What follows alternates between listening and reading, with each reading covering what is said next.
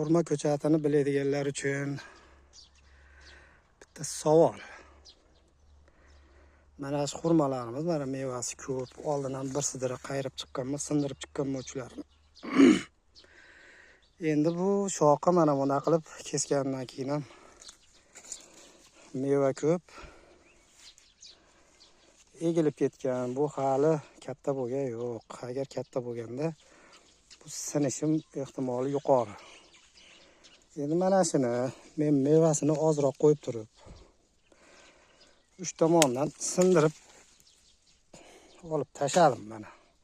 Mana shu yerda o'zida 1 kilo, salkam 2 kilo hosilda olib tashladim. Mana yerda qosa 1 kilocha meva qoldi.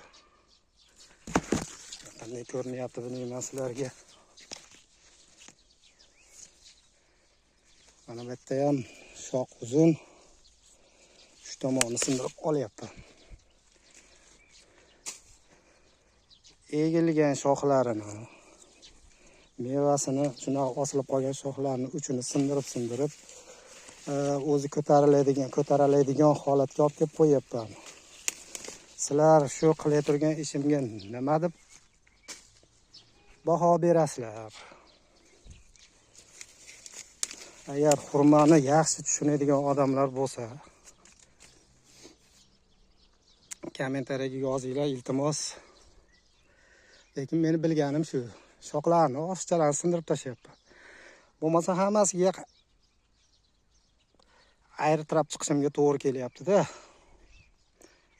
Bitta ko'p, qaysi biriga ayirtirib, uspet qilib bo'ladi. Sizlardan izoh kutib qolaman. Lekin men sindirib chiqyapman. Egilganning oshchasini uchini sindirib chiqyapman.